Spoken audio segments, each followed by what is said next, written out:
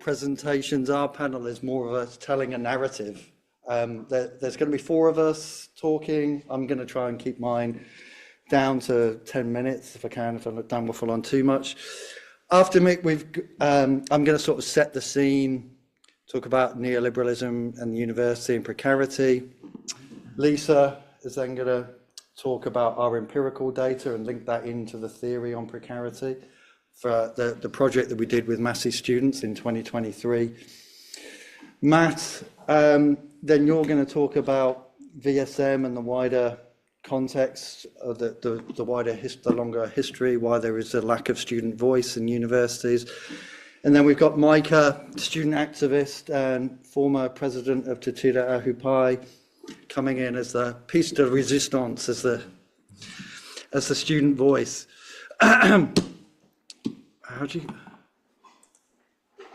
But before we go, Lisa's going to start us off with a karakia.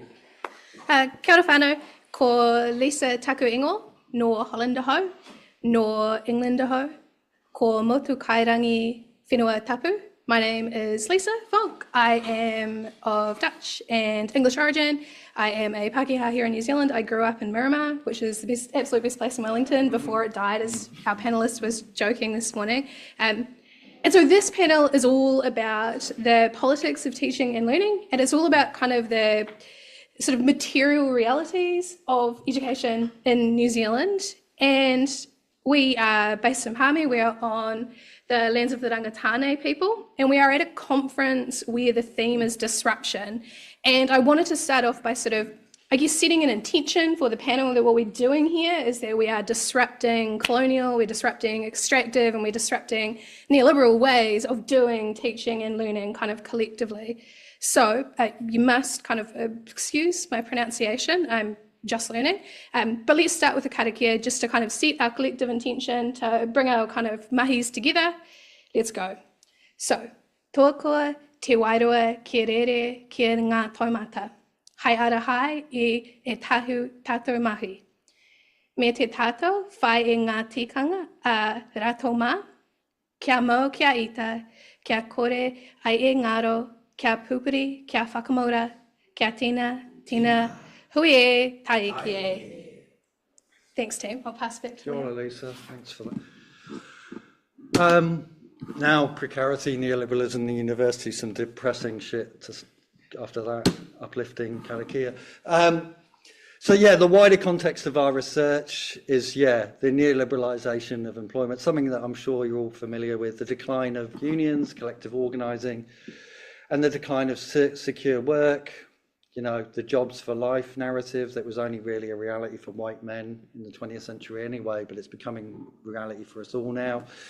And the individualisation of employment, the costs of training and labour now put onto workers, where it's, our employer used to, remember those days that we used to actually pay for training for us, now we have to pay for it ourselves. And the general responsibilisation of neoliberalisation, and within that the kind of rise of the gig economy and the hustler identity. Now we've all got to hustle, we've all got to push each other out the way to get to the top.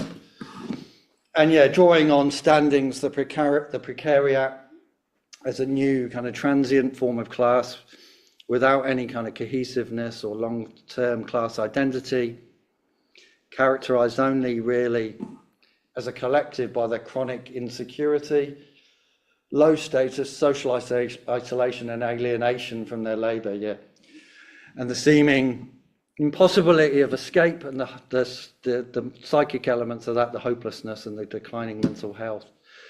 So and that's something that we're touching on in our paper, like those psychic elements of neoliberalism that maybe don't get talked about enough. There was a famous paper, The Psychic Life of Neoliberalism, the ontological security, anxiety, that constant everyday insecurity of not knowing when your next paycheck's coming in, how you're going to pay the bills.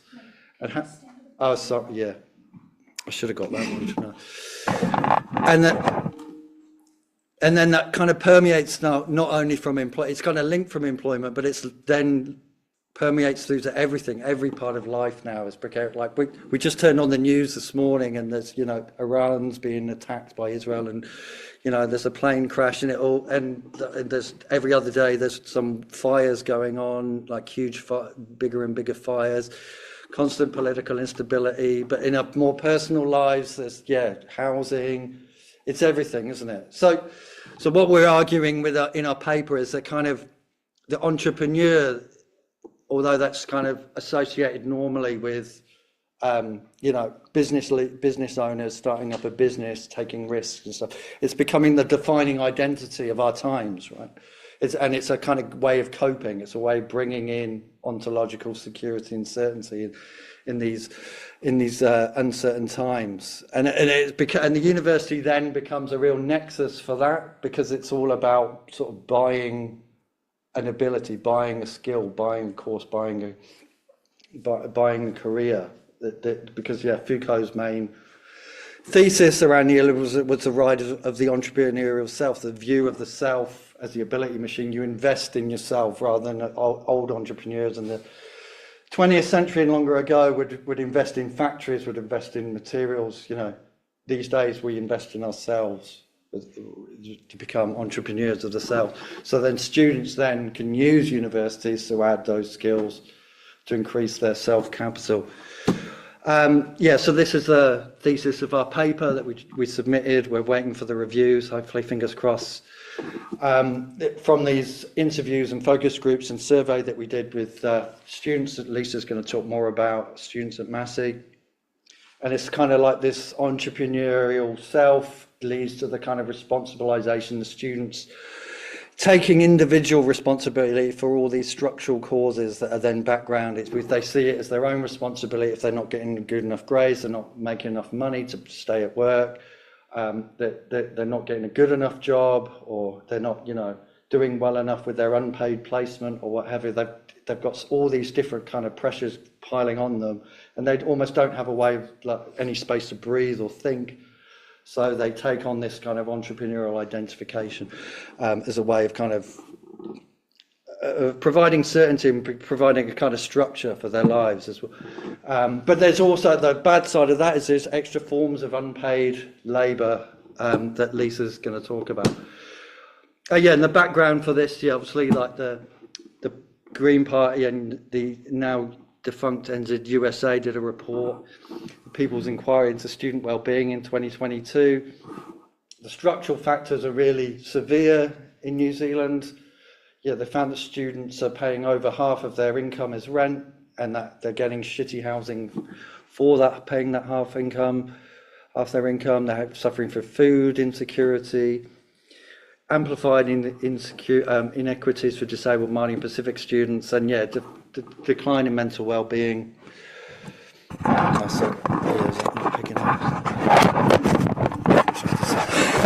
Which was obviously made worse by COVID.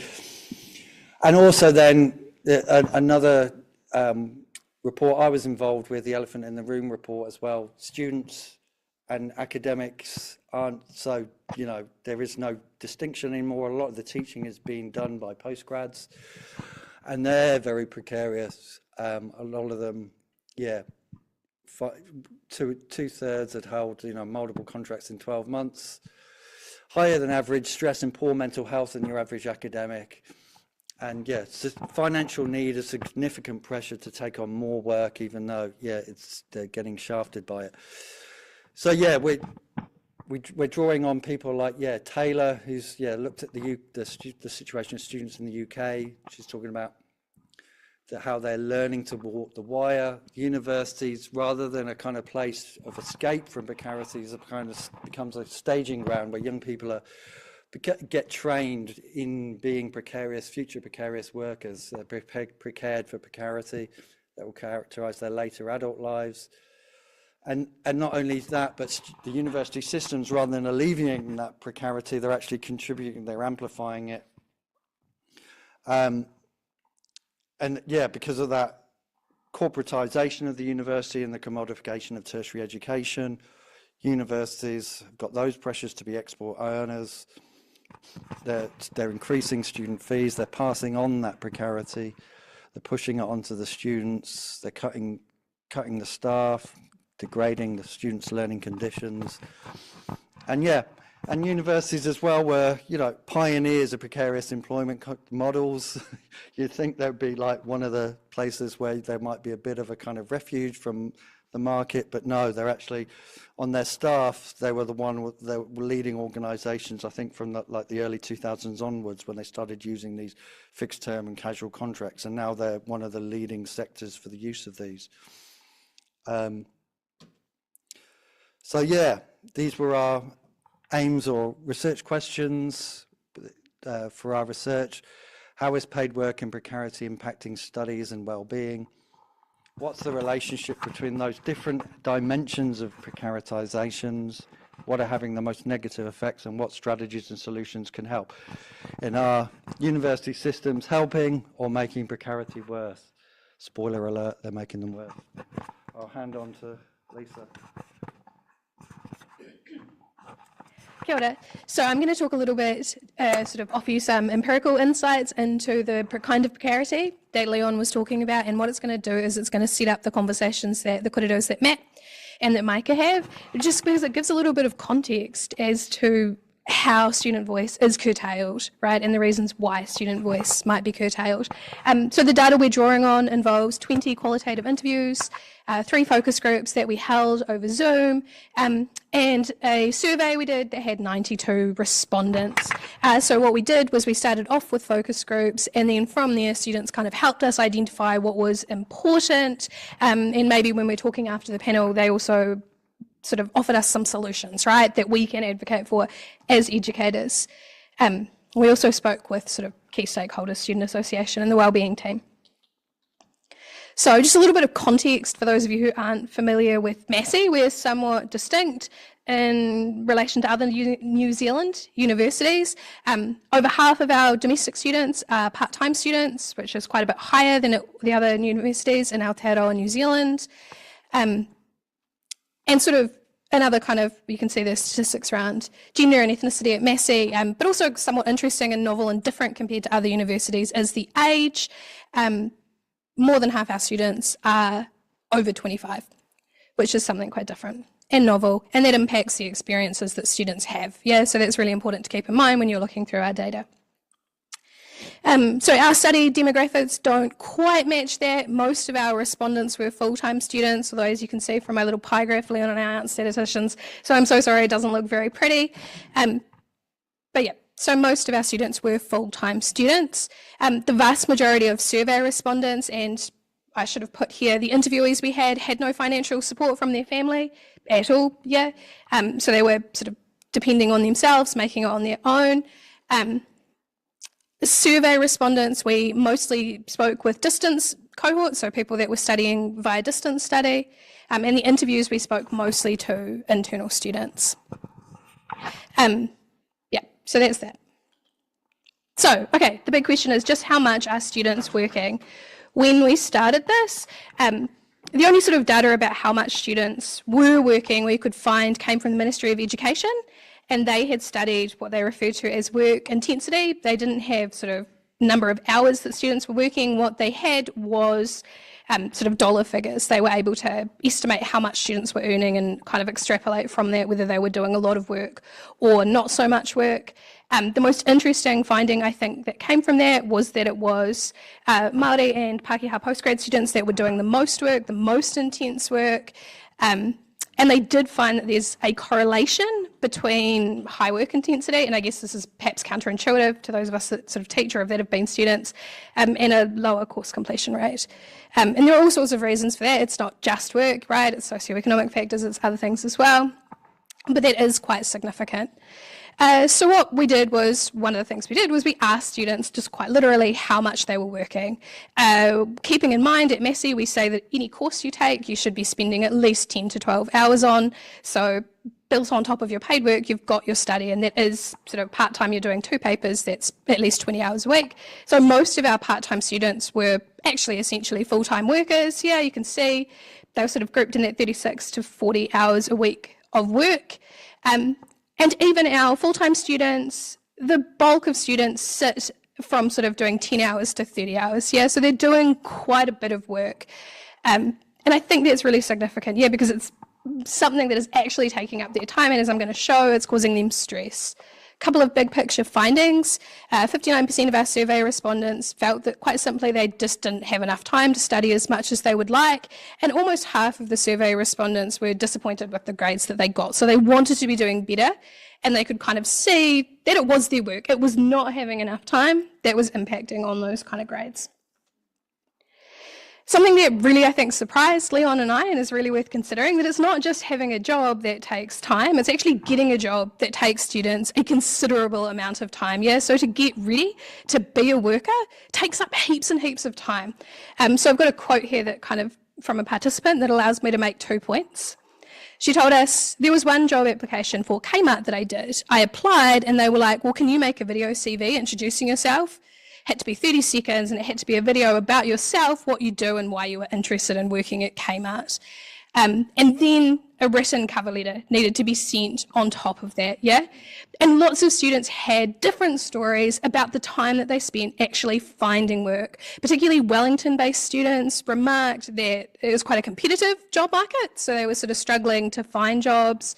They spoke of friends in similar situations that when you arrived, you had to, took time to find a good job, yeah? Making a CV, sending it off, all of those things took work. And I think what's really interesting here is that this student that we spoke to, and many other students, kind of individualise that responsibility, yeah? They take their experiences not as a sort of structural failure, but as an individual failing of themselves. So the same student, Zoe, she says, my CV seems good enough for an interview, but I think maybe I need to work on my personal skills like communication. She was a communications student, which I should have added there, to get better at actually getting the job, which kind of makes it a struggle because I cannot get a job. So you can see there she's blaming herself, and it's her lack of skills, right, that's responsible for those conditions, and not the broader labour market, yeah, not Kmart's decision to hire less people or whatever, yeah. And so that's really significant, and it's worth sort of pointing out that there's a whole lot of stress involved in actually getting a job before you even get to work. And then obviously sort of students had quite varied experiences at work. So I don't want to make it seem like work was kind of all negative. Work is, I believe a great man once said, pretty fundamental to what it means to be human, right? It's how we realise ourselves, and it can be really meaningful. Something that we do that kind of makes a really good job. And a quote that kind of, from our data that sort of speaks to this, a student voice speaking to this, Alice down in Wellington said, because I'm in a supportive environment at work where we can joke around and share the same experiences. And so she sold lingerie, right? And we had a great talk about how much she really, really loved helping women get fitted in bras, yeah? She says, another thing I love about my job is that I get to help people feel comfortable in themselves every day, and it's really rewarding. And it is, yeah? Work can be incredibly rewarding, and it can be at a space where we have supportive relationships with our co-workers and our managers. And people did like that they were able to get flexible work. People developed personally and professionally. And actually, interestingly, through work, people were getting services to things like, I've forgotten what this acronym means, but kind of counselling, employment sort of support through work. And that was something that was sort of remarked on as something that they weren't getting at the uni, and because they had it through work, it was filling an important gap. But students also spoke about really quite negative experiences of work. Some of this was connected to the platformisation of work, so kind of communicating with their managers through centralised sort of platformised systems. Low pay, yeah, students who are doing kind of gig work, there's an awful lot of setting up and waiting around to actually get the experiences. Students, particularly our international students that we interviewed, spoke about racism at work in, quite sort of shocking and confronting ways. Yeah, it's big stuff to deal with. And not necessarily knowing where to get support with that, particularly for students who are experiencing that in relation to kind of platforms, yeah. Demanding customers, lots of unpaid labour, doing things for free, lots of exploitation from students who don't necessarily know what their employment rights are, being asked to do things that perhaps they shouldn't have been doing. not being able to know how to apply for sick pay, not knowing your rights in relation to sick pay, all these kinds of exploitation were part of student experiences with work. And one particularly kind of egregious quote illustrating this: "We can be put in positions where our lives are genuinely in danger." I've had a weapon pulled on me once. The student worked in a bar, actually twice, I think, when I was working in the Rafa bars in town for a little bit. And in those situations, I was definitely underpaid for. And the student on top of that was working more than 40-hour weeks at his job, so long hours, incredibly stressful work. And then on top of that, he was a full-time student, so needing to study. So it's, you can see quite massive stress, yeah? But the thing is, their students' life is not just work, and it's not just study. There's a whole lot of things going on for students. I've thrown up on the screen just a few different codes, but, people had sort of little fires, things going on, experiences of precarity and insecurity connected to being away from their families, connected to their health, connected to the high cost of rent that was obviously massive. Finding kind of homes, housing quality that's exacerbated by the housing quality of the university.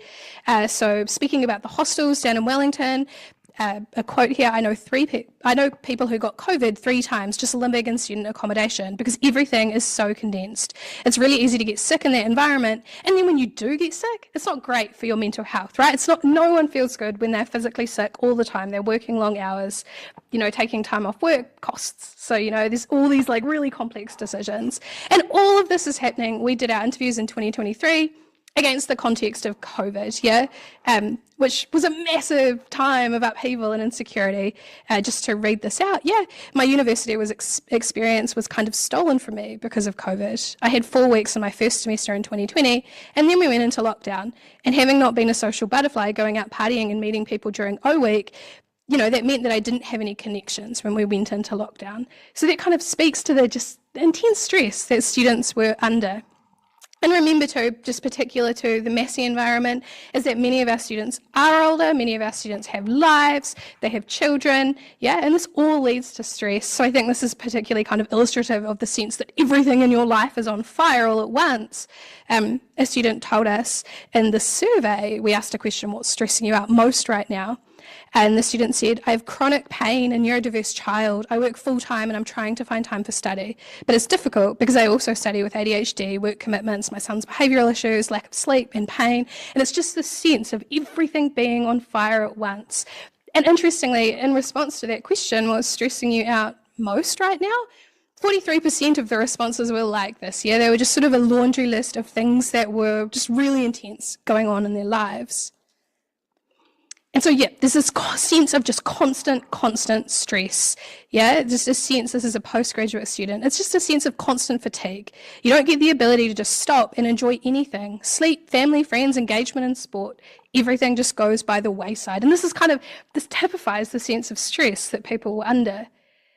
And this sense of stress, it erodes resilience, right? Our ability to cope, and it leads ultimately to burnout, So you have this situation where you have students that, I really like this quote from Emma, like on top of working, on top of this, her studies, my co-workers and flatmates were like, you're like a zombie, you're going to classes, you look dead, and you just look like you feel like the whole world is on your shoulders.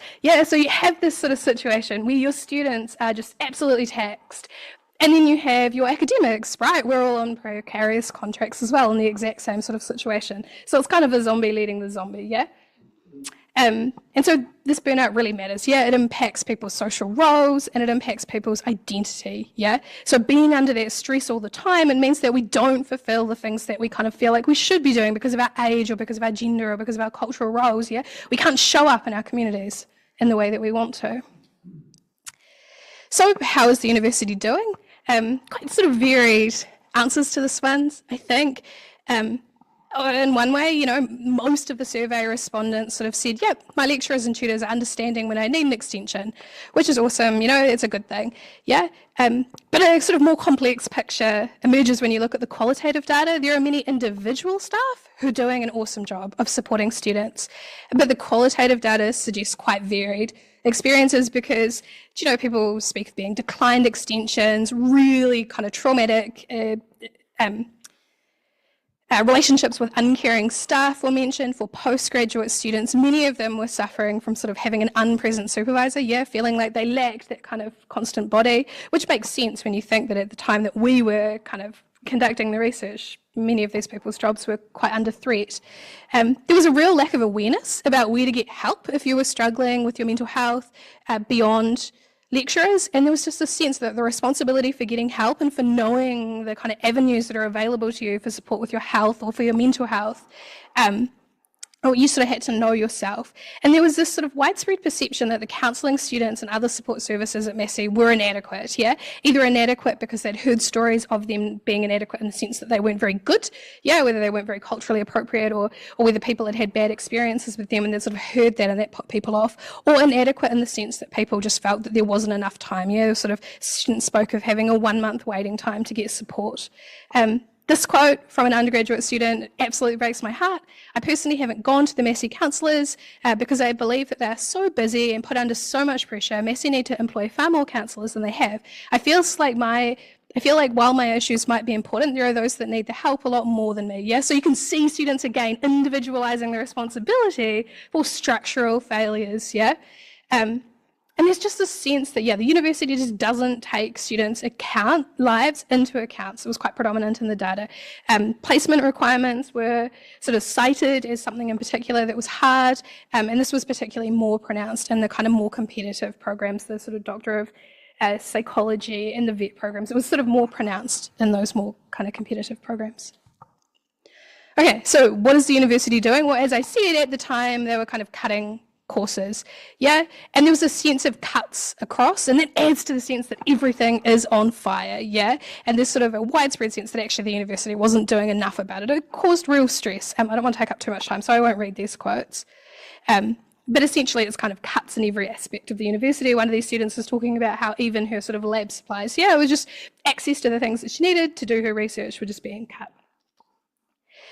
The university was, I guess, kind of really leaning into the sense that it's a flexible institution. And students, you know, did want flexibility. Students want to be able to get an extension when they need it, for example. But the university really heavily kind of pushes this sort of flexible marketing, yeah, into their advertising campaign, very much sort of represent study as something that you do around work and around your life. Yeah, so this sort of, I guess, sort of the expectation that university is a time of precarity, right? It's training ground for future precarity is very much set up through this campaign. Okay, so this is my last slide, but essentially overall, our findings suggest that students are internalising the responsibility to prevent and to manage burnout. And one of the key skills that students are grappling with learning is kind of learning how to be smart with time as a way of being, you know, achieving self-care, yeah? So one of the most pervasive ways that students sort of took care of themselves, one of the most kind of stark things that they spoke about was the way that they had to prioritise time, and they had to learn to prioritise time. They would actually talk about, you know, learning, that process of learning, yeah, of deciding what do you cut and when do you cut it, and learning to make judgments. Well, do I prioritise exercise this week? Do I do meal prep, or do I go out with friends? You know, because each one of those are going to contribute to my mental health. I can only do one of them. Which do I choose? Making these little judgments, yeah. On top of that, there's kind of quite a stark, for some students, commodification of free or leisure time. So sort of thinking if you're doing an activity, if you're good at something, if you enjoy something, thinking about, well, how can I monetize that? Yeah, very much a part of students' lives. What's really interesting is that even the students we spoke to, they sort of internalised the sense that their future employment post-university was uncertain, right? Questioning whether their degree was a waste of time, understanding that, you know, there's not necessarily any promise of being able to get a good job in their field, and sort of a sense of futility, right? Like, I'm doing this, you know, creative comms degree, but I don't think I'm going to get a job, or, you know, this sense of creativity. And so in this context, they're kind of learning to be more flexible. And obviously these demands on times, they're not equally distributed, yeah? Māori and Pacific students obviously have greater responsibilities to community, yeah? Older students had increased care responsibilities, and we did note too that managing that task of time is much harder for neurodiverse students. It takes a lot more kind of work to try to figure out that sort of time-based labour that you have to do. So I want to end with a couple of provocations. What kind of an orientation to time, to work, to life is being cultivated in the university years? I would argue that it's a very constricted, yeah, very neoliberal, very colonial way of thinking about education. And how do we, as students, as educators, disrupt this? So I'll now hand over to Mac, who's going to talk about student politics.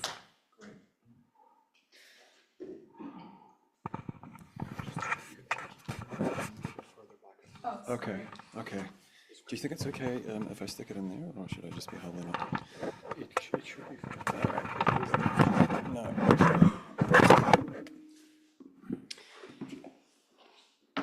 Just let me get my stuff together here.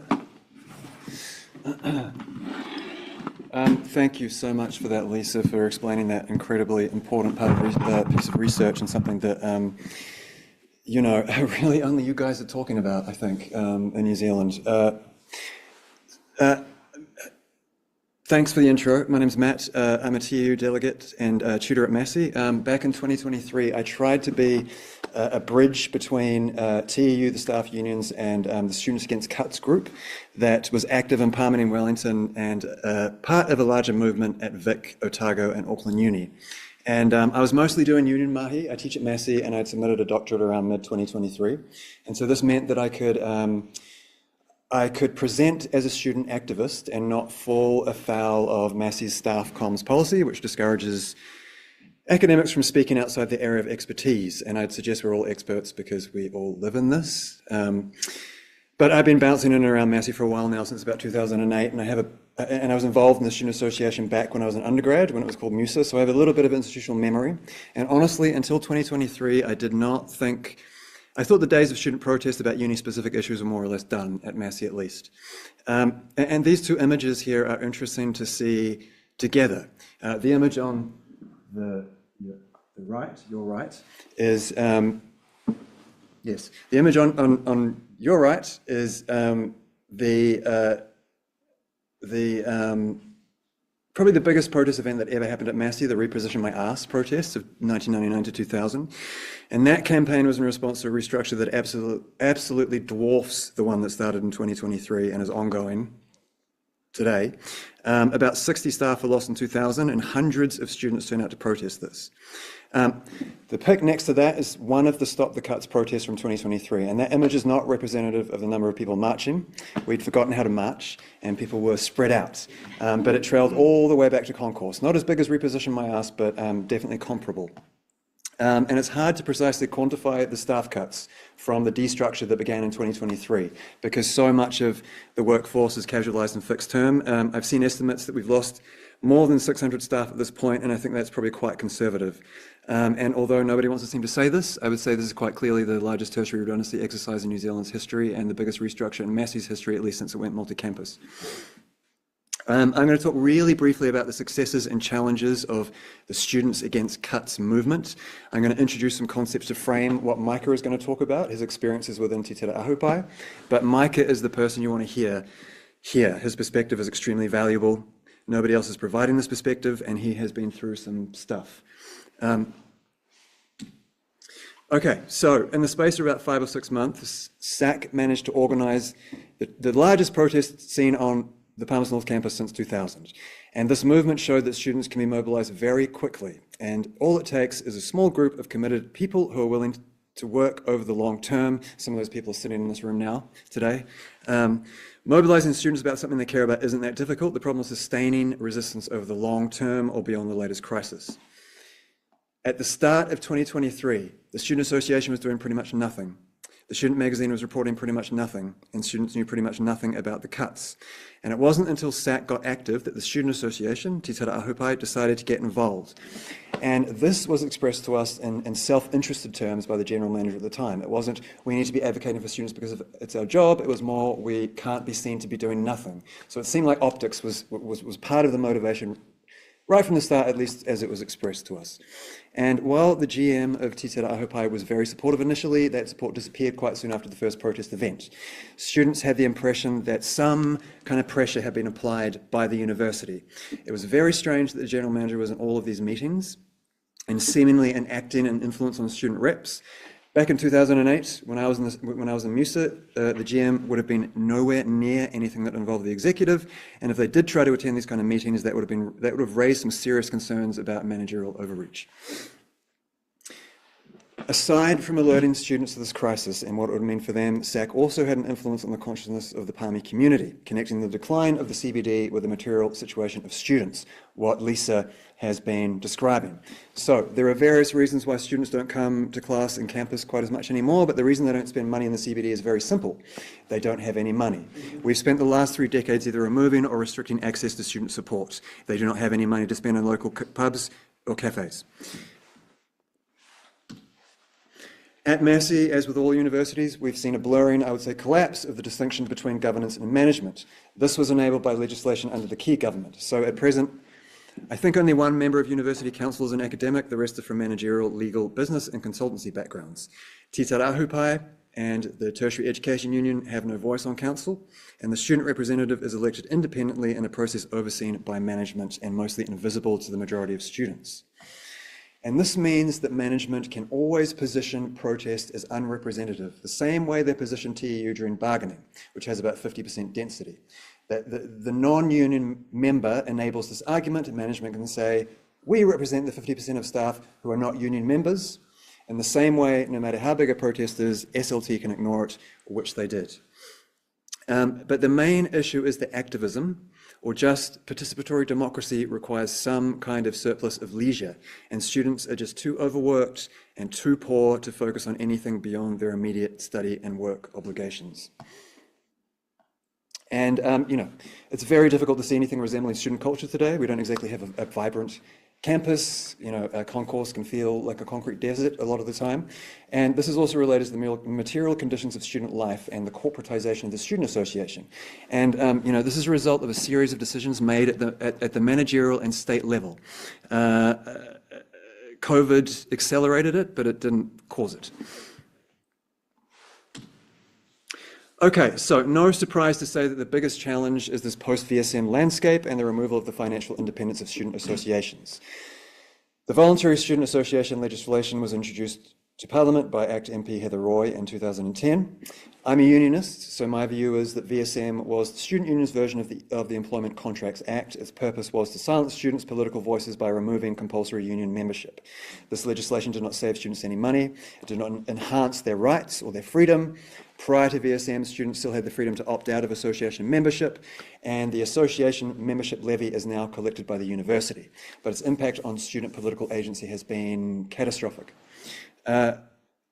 Lisa mentioned the New Zealand Union of Students Associations, the umbrella organisation for student unions and students' core lobbying presence in Wellington, lost about half its funding after VSM, and it collapsed in 2024, primarily because student unions couldn't afford to fund it. This means that students have lost that national representation in Wellington from which every single major political win, like interest-free student loans, fee maxima came out of. Now, the big fear of VSM was that short-term funding arrangements between management and student unions would transform student unions from unions into service delivery arms of management. This is exactly what has happened, with Vic Uni perhaps being the exception.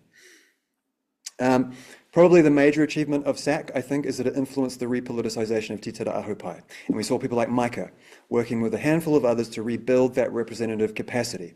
I'm not going to pretend to understand the factionalism within student politics, but a left faction involving Micah made a sustained effort to repoliticise the association and turn it back strongly towards representation and opposing the cuts. 1 year after this, Massey defunded the association. I'm going to pass this on to Micah in a second. I just want to briefly run through a few key concepts to frame what he's going to say. So, agency capture is a concept rooted in early rollback neoliberal theory. And the idea is that public institutions like unis, government bureaucracies or schools, hospitals, become self-interested and self-perpetuating. The neoliberal solution is to remove or diminish these public institutions' input into how they're governed and funded, putting that power in the hands of politicians. And the sort of irony here is that the neoliberal solution to agency capture makes these institutions far more vulnerable to capture by vested interests, because you remove the agency of the people for whom these professions are a vocation rather than a cost. More recently in New Zealand, Mike Joy, the Environmental Defence Society, and research within Vic's School of Public Policy have been doing some really amazing work describing and explaining agency capture within environmental governance spaces, showing how agricultural interests exert so much influence on local and regional councils, CRIs, the EPI, MFE, MPI. In this context, agency capture refers to a situation where a government agency established to act in the public interests ends up advancing the commercial or political concerns of interest groups and exerts disproportionate influence over it. This influence can lead to weakened regulations, under enforcement, or decision-making that undermines the public good in favour of private benefit. Agency capture is very relevant to understanding what has gone on with student associations post-VSM. Okay, final slide. Agnotology. It's usually applied to scientific expertise, and it describes the way that paid experts, like scientists who submit evidence on behalf of tobacco, vaping, and agricultural industries, can tailor science to produce doubt and complexity as a way to avoid government regulation. Agnotology is a way to understand the way that agency capture operates on the level of individual agency and subjectivity. Agency capture is a process that shapes how truth is produced and how people come to believe and act in ways that align with the interests of powerful actors and sometimes act against their own interests. So, in student associations, this means that student reps may internalize the interests of management, not because they're bribed or coerced, but because they're embedded within an ideological structure, and they're incentivized by privileged access to institutional and social capital that they can convert into career advancement. And people like Micah, who want student unions to act more like unions, are in a minority and perceived as radicals, when their objectives are actually pretty mild and reasonable, and would have been completely normal in a post-VSM world. And people can rationalize their complicity, like student reps arguing in favor of Massey's defund, based on principles of professionalism, neutrality, or pragmatism. And this creates a situation where agency is greatly restricted, it's not recognized as restricted, and responsibility is diffused, which, as Hannah Arendt famously argued in The Banality of Evil, is a hallmark of modern bureaucracy. I do have one final slide, but I'm just in the interest of time, I'm going to pass over to Micah, and maybe we can come back to it when we have a discussion. Thank you for listening. Okay, all right. Thank you. Does that sound all right, Sean? Yeah, you can even just move it back, just right there. Okay, Kind of okay. spot, yeah. Thanks all. That was really interesting. One question, a broad question I would have is whether you're planning on doing more of this sort of research, potentially in New Zealand, but also maybe expanding to Australia. A lot of the stuff you said, I think, rings true in an Australian context. So we have the VSU in Australia, Voluntary Student Unionism, in the Australian context. And the story is somewhat similar: declining rates of membership, more administrative control of those organisations, etc., etc. Yeah. The word unions are still there, and there's still elections, but obviously it's the voluntary, the switch to voluntary union membership came through. Also talking interestingly about the idea of precarity and entrepreneurialism.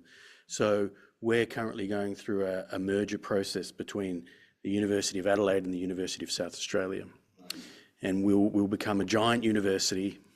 50,000 plus undergraduate students, all these sorts of things.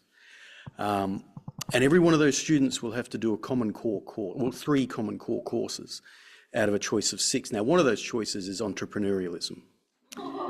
And as somebody who works in the Department of Media, we've had entrepreneurialism kind of thrust upon us consistently, and we've consistently sort of tried to reject it, right? But it's been this expectation that all of our students should learn to be entrepreneurs because that's what the media industry runs on. And I guess to get to the sort of a question, I guess, is this interesting kind of, do you feel like there's this, if we talk about this kind of political, I guess, political relationships or forms of strategic complementarities between different positions, thinking about the staff in universities and the students in universities, and the way in some ways administrations have kind of driven a bit of a wedge or attempted to drive a wedge between them, and where we get this idea now that, in some cases pushed upon us, that our role as academics is to kind of get students jobs. But it doesn't particularly matter what job, right? So we have these measures of job outcomes. 6 months after graduation, are you working? And okay, that's fine, that's a success. And it's this constant kind of pressure to put students into jobs through kind of micro-credentials, diplomas, 6 weeks here, and then you go and work in a PR firm for no money for 6 months, and then you get the sack, and then you've got to come back to university and do another sort of thing. So I'm just wondering from the kind of student body perspective, what you feel about that kind of, the way in which it's really important, I think, for student bodies and academic staff to kind of work together in these sorts of ways, and whether or not these kind of structural factors from the university are making that more difficult, right? Not least because no one's got any time or resources, but these other factors as well. Matt, please take the mic until we have the microphones. Thanks. I don't think I have a good response to that in terms of what we do. Thank you. But I'll tell you, one of the major struggles during this campaign against the cuts was academic passivity and the lack of academic involvement. It was led by students, and it was organic. It was not the student association. It was just students deciding that they wanted to.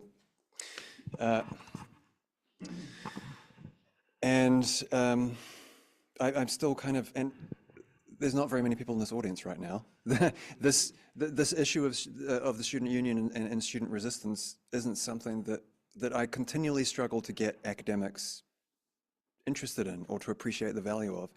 So I think that the major barrier to student-staff solidarity is academics, really, to be perfectly honest, and where we should be, and that's not all academics, that's more, I guess, senior, the professorial tier.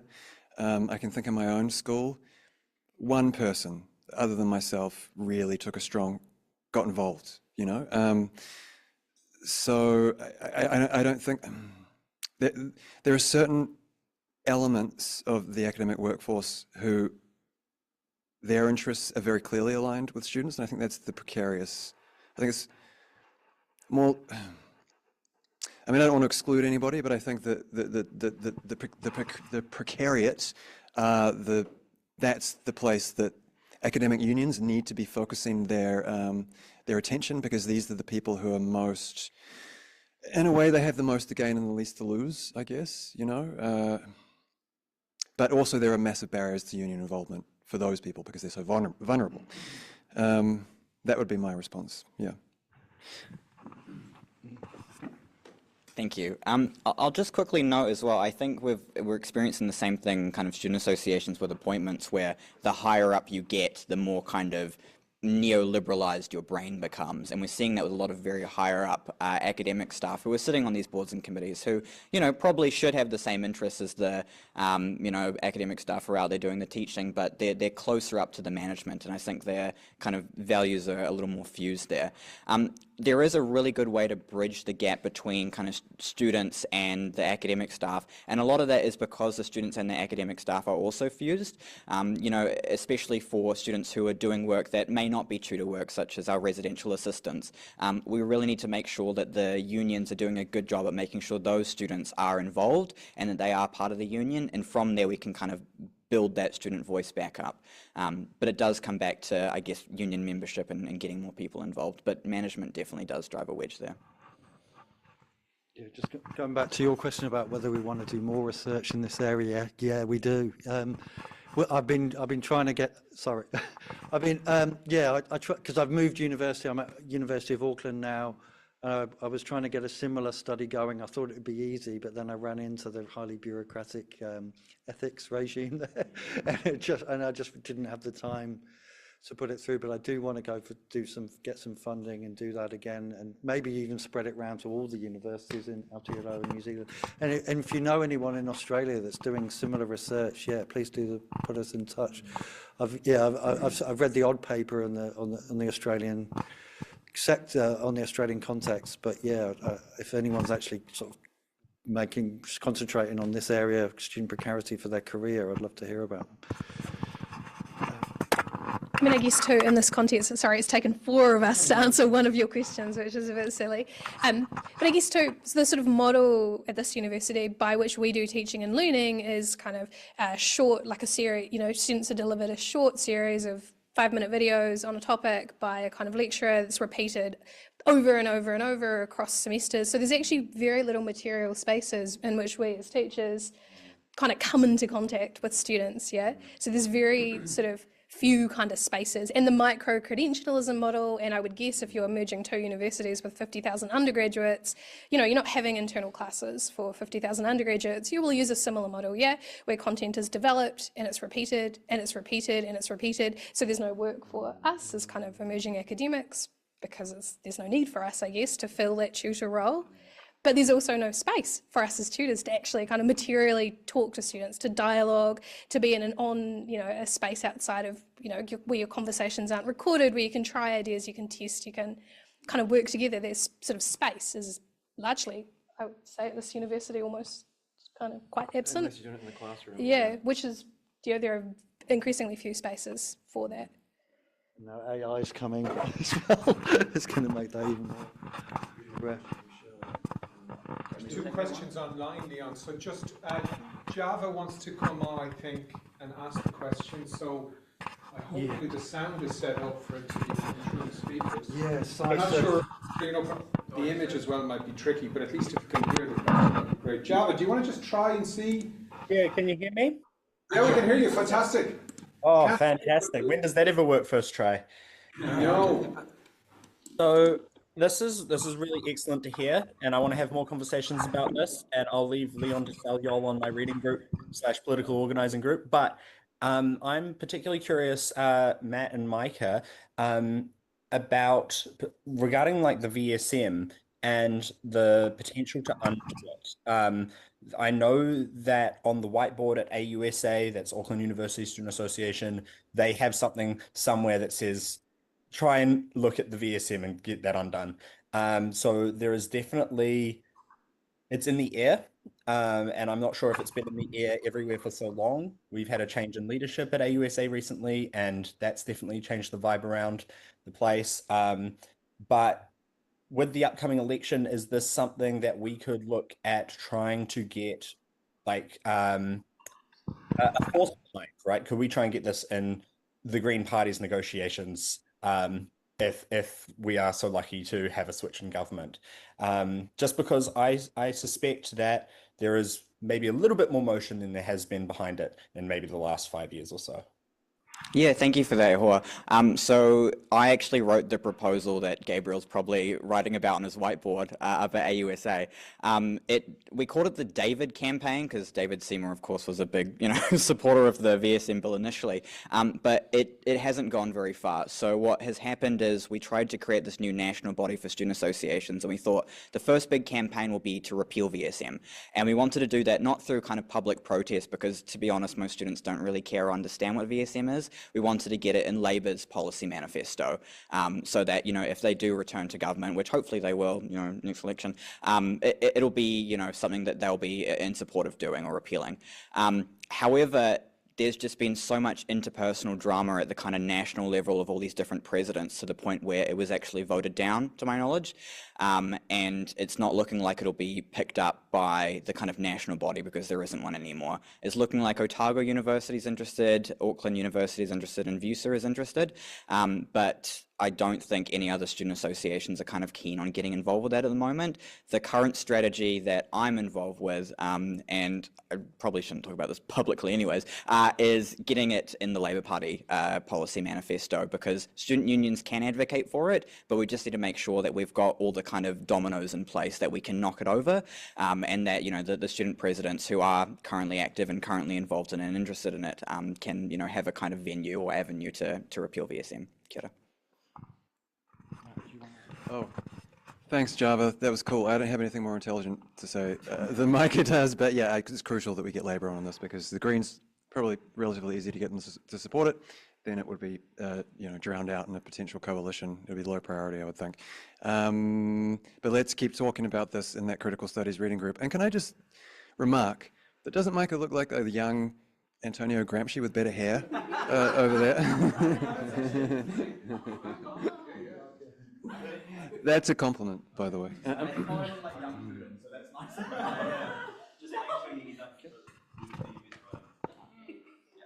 Is there any discussion about the study wage for all? Because I know that was a thing before the last election at Vic. There was a campaign group about study wage. Are you talking about that in your meetings? Like, and can you maybe add that to the Green Party or Labour Party manifestos? I haven't been in the meeting since Easter for reasons, but I think the issue is that there's lots of individual student associations that do want to be politically active on kind of the national scale, but they just don't have the body for it at the moment. So we're going to be, seeing associations like VUSA and probably Otago looking to, campaign to the Labour Party and to the Greens for things like a universal study wage. But I just don't think we'll see a kind of national cohesive message from all the different student associations. I mean, UCSA, the University of Canterbury Student Association, they didn't even opt in for the new national body. So we haven't had one with all 8 university associations for maybe 28 years or something like that, maybe nearly 30. So we just don't have that venue. UCSA is also very, very interesting because in the SLA or the agreement with the university, they have it in writing that they won't support any political protest on campus or any political movement. So, so if we want to talk about the depoliticization of student associations, it's not just social, it's also in writing in their contracts.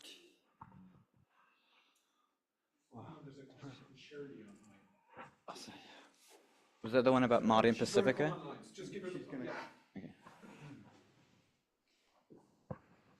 Okay. Can you hear me? Yeah, we can hear you. Yeah, kia ora to all the presenters. It's been really interesting and thought-provoking. I'm just wondering, how do you think Māori Pacifica students could be more involved in student unions? I know a few are. And we have Manawatū and things like that here at Massey. But where is this voice in this whole kōrero that we have heard from all of you today? Kia ora. Kia ora hoa. Last year I was kaiwhakaereo Manawatū. Manawatū does still kind of exist, and we still do have these kind of Māori and Pacifica cohorts within the Massey University Student Association. The issue that I have kind of witnessed, and this has been my personal experience, is that there's this misunderstanding that Māori and Pacifica students don't want to get politically involved. They just kind of want to show up and have access to the services. And so to Tira Pai, what they've been doing is they haven't really been creating this avenue for the politically active Māori and Pacifica students, in the student body. They've just been providing them with the kind of community building services. And I think that's really important, but we're also seeing on a national level that, the national body for Pacifica students also hasn't existed for a few years now, and so they don't have that avenue. And we also are seeing kind of this not real, like not a proper recognition of the Pacifica student associations at other universities as well. Some of them have been disestablished, or we're not seeing enough students kind of getting involved. And to me, that just reinforces the narrative that students are living through incredibly precarious times, and it's especially true for our Māori and Pacifica students. And so they're not able to get involved with those student associations.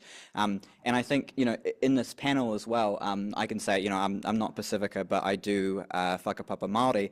And in my experiences with students, with the Māori students, they do want to get involved and they do want to be politically active, but they just don't have the resources, both personally, financially. And then once they, do get into these associations, they don't have those kind of national avenues to make their voices heard. And I think it's really important that when we address the kind of inequality and the fact that we don't have that many, student voices for Pacifica and Māori students, that we're addressing it not just by ensuring there are avenues for them to have their voices heard, but they have the resources to go out and engage with those avenues as well.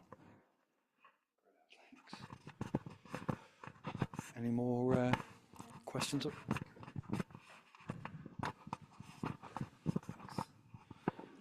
When you talk about the depoliticization of the student body in terms of the extreme financial and economic pressures on students, precarity, and the lack of leisure time, I guess what role do you see the government's policy on student assistance having played in that?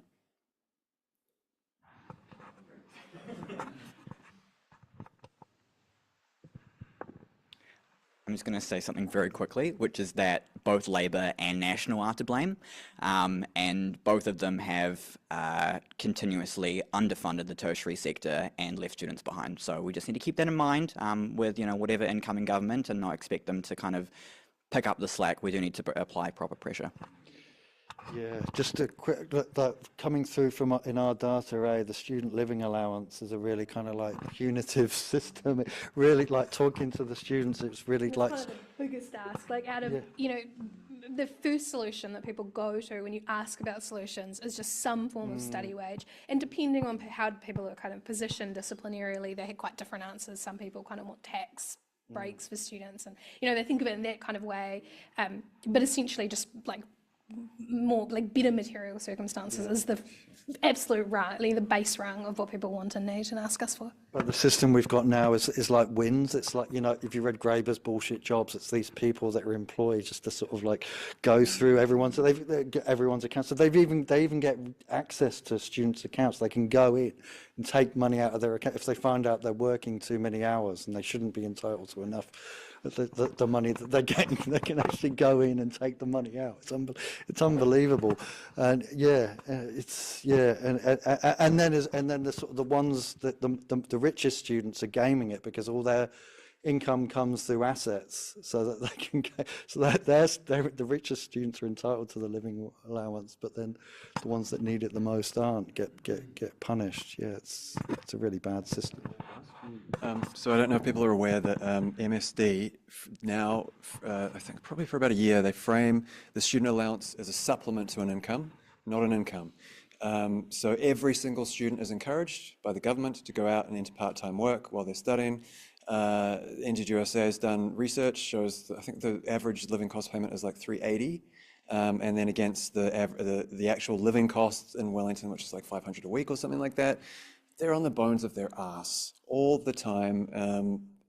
So, and this is, and I think it's about 20% of students receiving a student allowance. That was 50% at the start of 2000. So these restrictions on student political agency are just getting tighter and tighter and tighter. I guess educational and government policy in tandem, right? I guess policy from the ministry in terms of university tertiary sector and government policy in terms of student assistance working in tandem to really reinforce and reproduce the depoliticisation. Yeah. Yeah, and what the universities are doing as well. What I thought they're like just passing that precarity, passing that economic hardship down. I mean. Oh yeah. Java's got an awesome sort of critical university studies reading group. If anyone, it's normally connected to We Are the University, which is a movement up in Auckland. Yeah, it's connected to Java's group. Is We Are the University. He's resurrected that. Do you want to speak about it, Java? Your We Are the University group. I can drop a quick bio on it. We Are the University was a thing that spawned up in the early 2010s, coming out of some of the activist sentiment out of the back end of Occupy, and some of those kind of activist elders have been around my space at the university, and they were telling me all these stories about it, and I was just like, can we bring it back? And so we've resurrected the name, and we're working on resurrecting the spirit, and it's tied to a couple of projects that we have going on. There was a big student-led open forum when the University of Auckland tried to fast track some course cuts and step around Senate and a whole bunch of dodgy shit. And at the moment, it's also tied to like this reading group that I'm running, which is largely a social/organizing group that we also read a little bit about this stuff as well. And we got some writing projects and things going on, and trying to also a big part of this that you might be interested in, Micah, is acting as a radical flank to the student associations to try and be that what you were saying there, those radical groups that put that pressure on the student orgs to actually take a stance on things. And obviously that's so much harder without post VSM because they're terrified. And we know because some of them are chatting to us, some of them are telling us what they can, but they're the organization as itself is scared to participate. So that's some of the stuff that we're up to. But the reading group we run every other Thursday, and we love to have people come chat. And we lower the barrier to entry as much as possible. Like, don't even do the reading, just come say hi. And we run it on Zoom because we want everyone to be able to participate.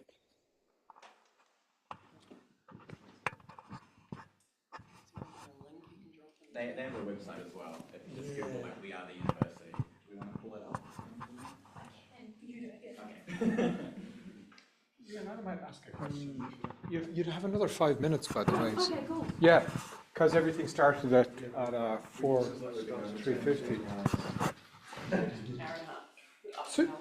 So just two questions. Sorry, the first one maybe, I know it's my age, more of a common thing. But as somebody who's been teaching journalism students for years and holds to a kind of cultural studies sort of ethos that the shit you're talking about in the classroom should relate to the world, I've always found it amazing. Utter disconnect from what students are taught to what's in that magazine. And I've talked to students about this, and I just wonder, it's really depressing, because I mean, you can explain it with reference to things like the general anti-intellectual nature of the public culture, but student years, at least in the old days, and you know, I was the beneficiary of having student funding that allowed me have lots of rich social interaction, you know, on campus till all hours, a very different sort of world. What's going on there? How do you change that? And I've talked to students themselves, go, why don't you find that bridge? And the second thing, and Micah, this is a question for yourself. So thinking of sort of neoliberalism, I'm reminded of a book written by a British political analyst, Colin Hay, nearly 20 years ago, Why We Hate Politics. And the argument of the book is, well, we hate politics because of this sort of neoliberal culture, which built into that ideology is a kind of hatred of politics, at least a hatred of collectivity. So I'm wondering how that shapes student subjectivities, because you're speaking from a informed, conscious political perspective. You're using the language of a left bloc.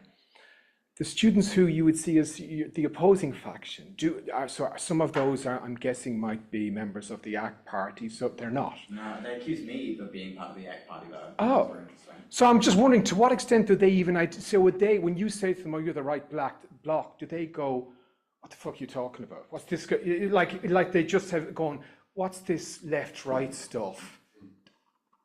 What's this guy on about? You know, I'm just curious. Yeah.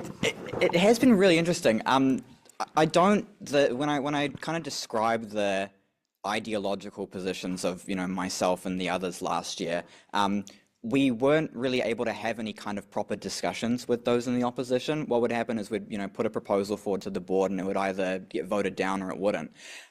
There was no debate, there was no kind of discussion, and I think a big part of that was that student politics is a lot about personalities now. You don't have kind of students from working class backgrounds or, very ideological backgrounds coming into student politics. And so the only people you have coming in are those who kind of view it as a job, and we treat it like a job because we hire the representatives. And so we don't have these kind of informed discussions. And last year, the kind of positions put forward by those, opposing us weren't very cohesive either. We had one goal, which was, make everything elected, which I know is very radical and very, very left-leaning of me, and I apologize profusely for it. But to them it was kind of like, oh, Micah is the one proposing this, and so it must be bad. And I am still in contact with some people in the association, and I was told about a conversation they had, which I believe the current general manager said, and he said, Micah's a really controversial figure, but he had some good ideas, and I think maybe we should implement elections. And then people were like, no, elections are bad for, student representation and what have you. But to me, that was very interesting because it does come back to the idea of it's more about personalities and kind of any ideological differences we have. Yeah. Depoliticization means really no politics, and if you have a politics, you're free. Yeah. I was struck by your use of an ideological framework, because I thought ideology was like a bad word these days with your people, just using that word ideology does some political work, I think, isn't it? It's like, if you're an because in politics, that's ideological, that's bad, isn't it? Like that's part of it.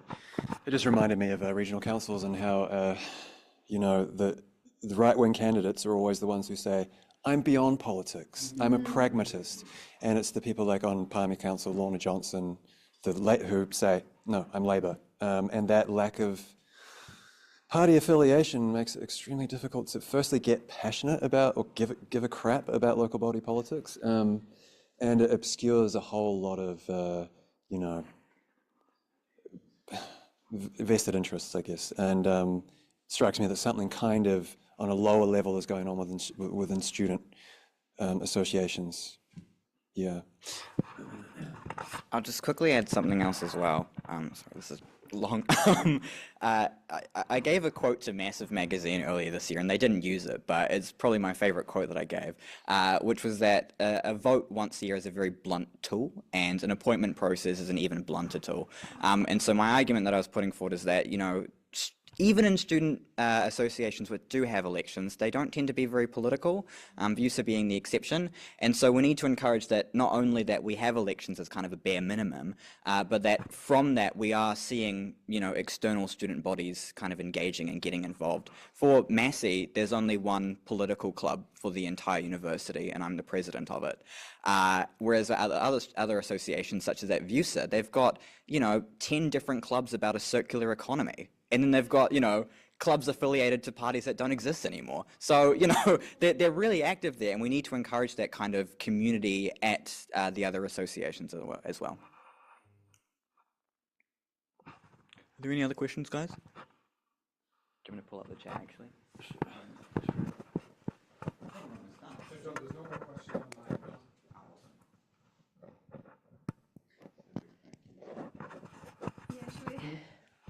Close up with a thank you and a karakia. Can you find our slides? Yeah. Thank you. I think too there's drinks at Brew Union after this, I believe. People are interested. Do you want the first one or the last one? Last one. Oh, it's right here. You want this one? No, the very last slide. With a little picture of a protest moving forward in a spatially dispersed way.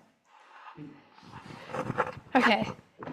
Kia tau ngā manakitanga a te mea ngangaro, ke runga ki tina o tato, kia mahia te hua makahihi, kia tō, toi te kupu, toi te mana, toi te aroha, toi te reo Māori.